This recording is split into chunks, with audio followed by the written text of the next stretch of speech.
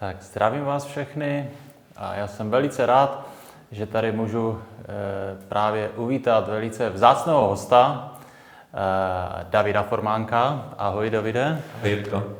David je překladatel a je autor projektu Otevři svou mysl.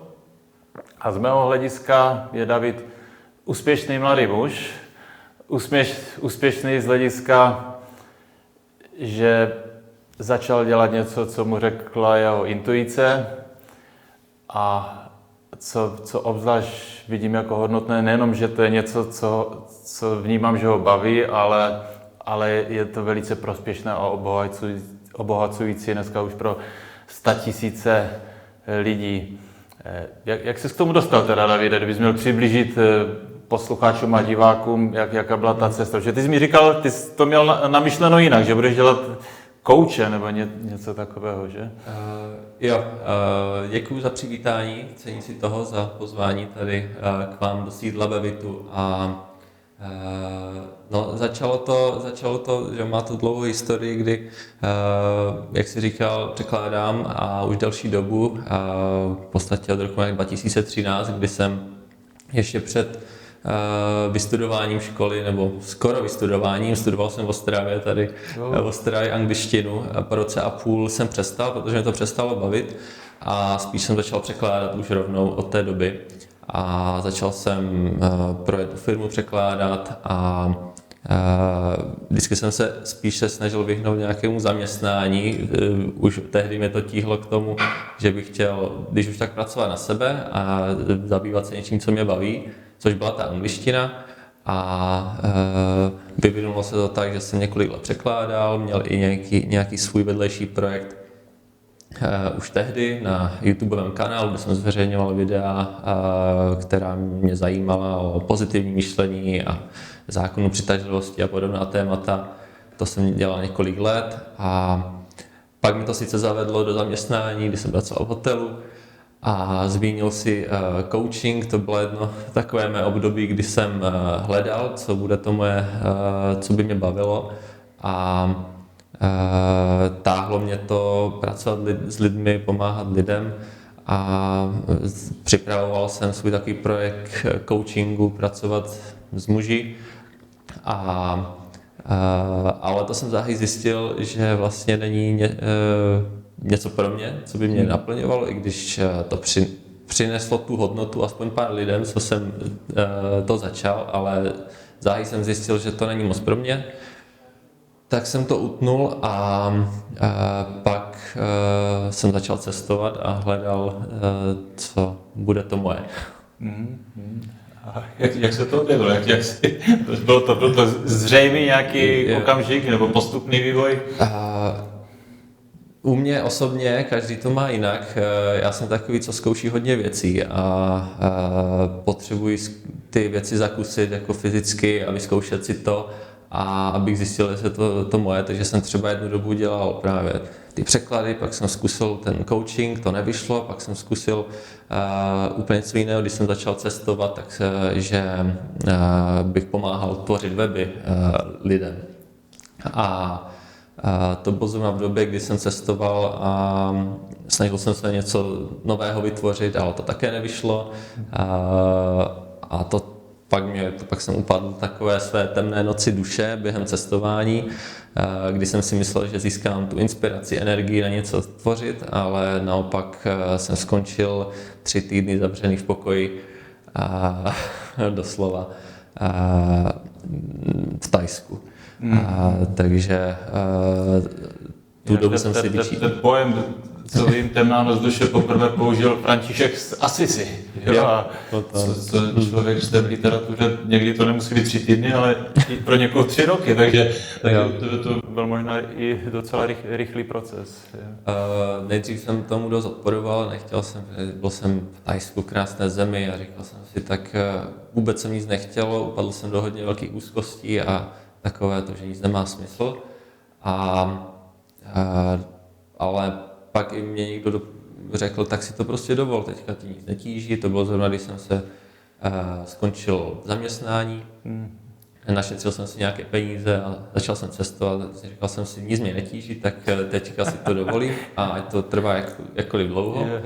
No a po těch pár týdnech se to začalo nějak víc ustálilo a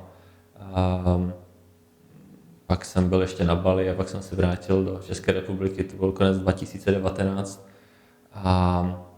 Ale stále to bylo v době, kdy jsem nevěděl, co bych chtěl dělat, tak jsem nastoupil zase do zaměstnání, do hotelu a tam jsem byl 3 měsíce do prvního uzavření všeho před těmi 2 lety, na což mě vyhodili, protože zabírali všechny hotely.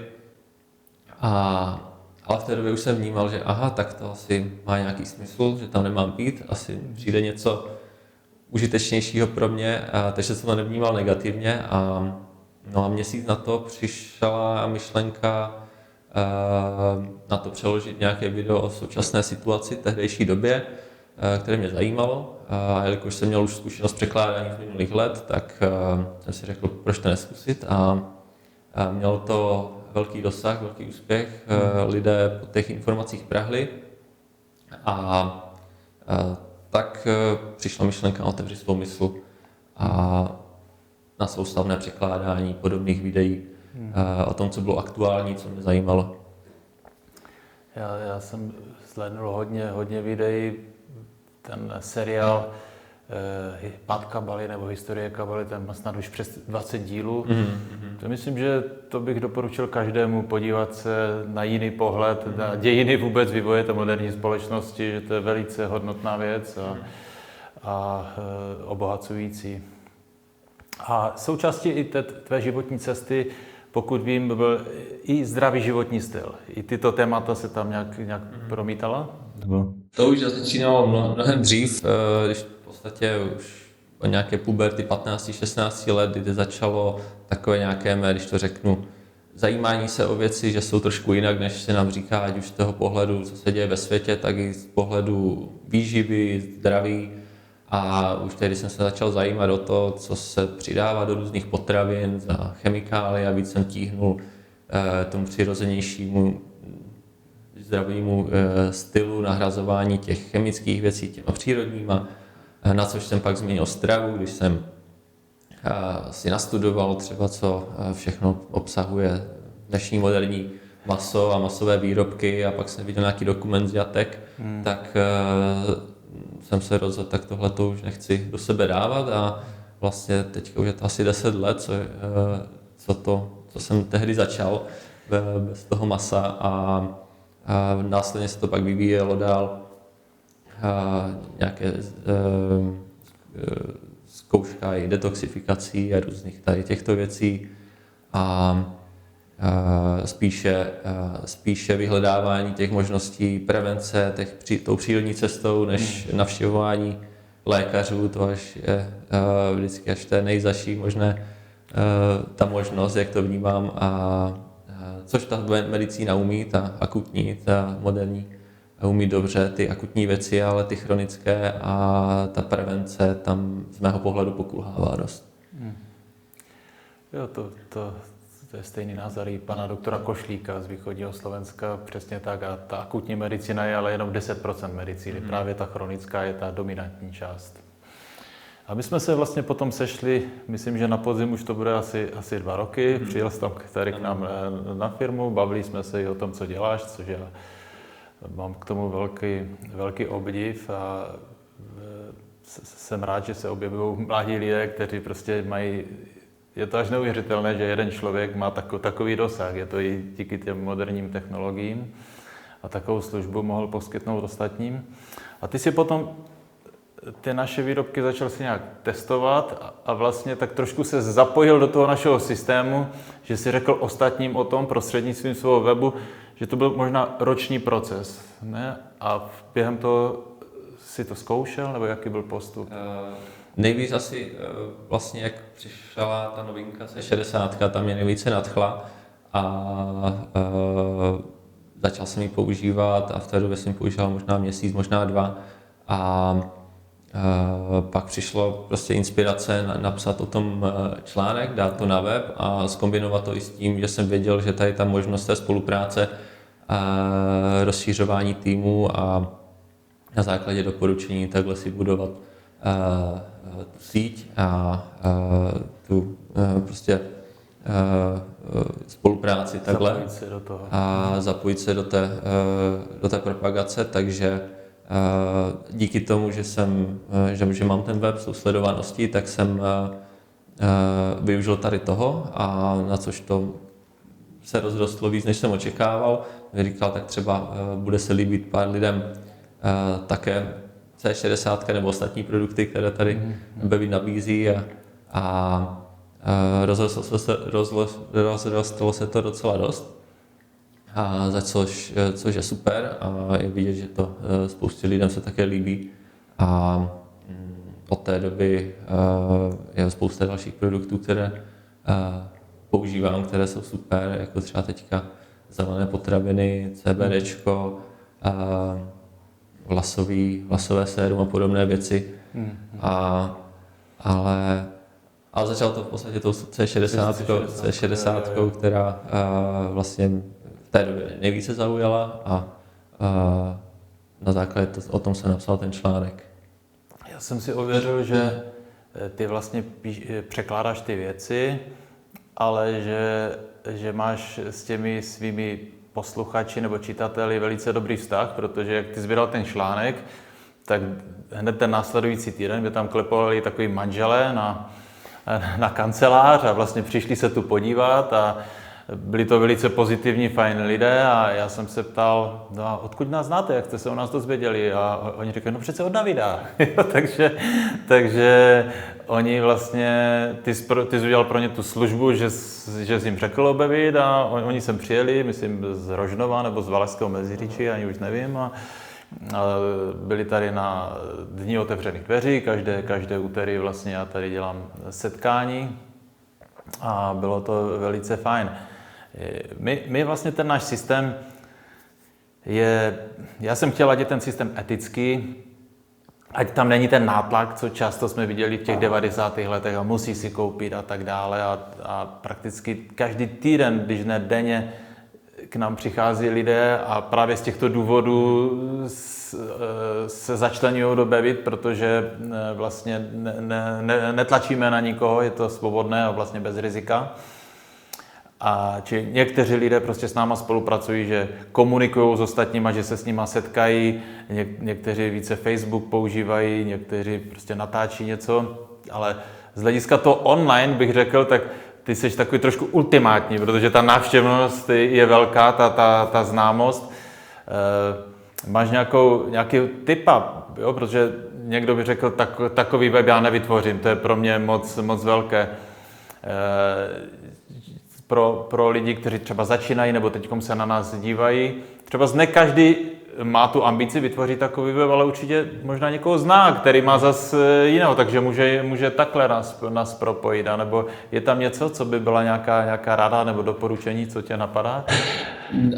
Ještě bych to uvedl s tím, že mně přijde skvělé ta možnost to propojit s tím onlinem, jako v spolupráci s Bevitem, protože vím, že u spousty jiných společností by to takhle nešlo. Si myslím, a tady ta možnost je, což je skvělé a že právě se v tom může najít spousta různých lidí, jak ti, kteří komunikují s těma lidma osobně, ať už třeba kadeřnice nebo kosmetička, která komunikuje s lidmi na denní bázi, anebo nějaký influencer nebo někdo, kdo natáčí videa, kdo je aktivní na těch sítích, tak ale není v tom osobním kontaktu, tak i to může využít, což jsem využil já a ať už je ta sledovanost minimální nebo velká, protože každý dneska má Facebook a každý může sdílet své osobní zkušenosti, může tady tím způsobem rozšiřovat tu síť, doporučovat ty produkty a následně takhle i spolupracovat, takže ať už člověk má jakýkoliv web, ani nemusí mít web, protože dneska stačí ten Facebook a i sítě a na základě odkazů na produkty na web, tak se dá takhle ta síť rozšířit a úplně jednoduše a v podstatě to zakomponovat tak, že člověk že nemusí psát každý den o produktech, ale že tak, jak to vlastně jsem to zkombinoval já, že dělá to svoje, já překládám, někdo třeba natáčí videa a u toho zkombinuje ten odkaz, že podívejte se tady je moje zkušenost s Bevitem a pokud vás to zaujme, jo, podívejte se, pokud ne, v pohodě. A tady ten přístup se mi líbí a že vlastně člověk to může zakomponovat krásně do toho, co už dělá a lidé si tak najdou tu cestu k tomu. Z mého hlediska bylo cenné nebo důležité, že jsi vybral to, co tě oslovilo, že to nebyl nějaký kalkul nebo něco umělé, ta C60 tě zaujala a vlastně z toho článku to jde cítit. A pak to nabralo rychlý spád vlastně, že u toho. Výborně.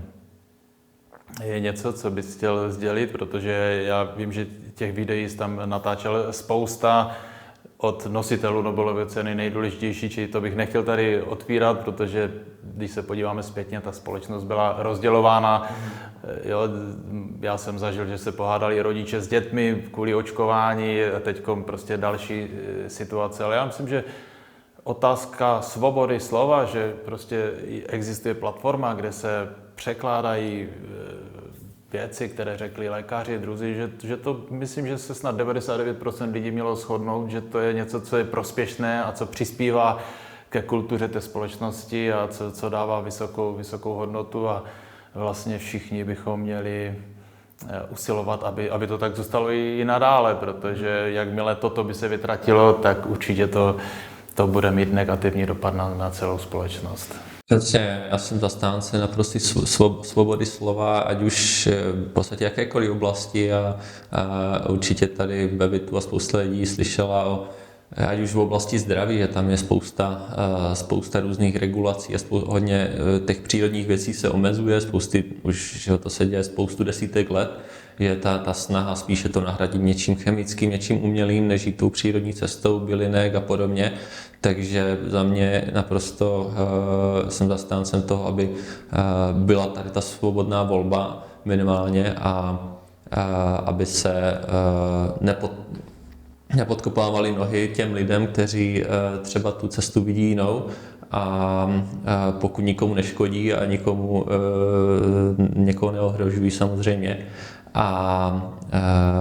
Takže to je za mě naprosto základní věc, která by měla být tady samozřejmě ano.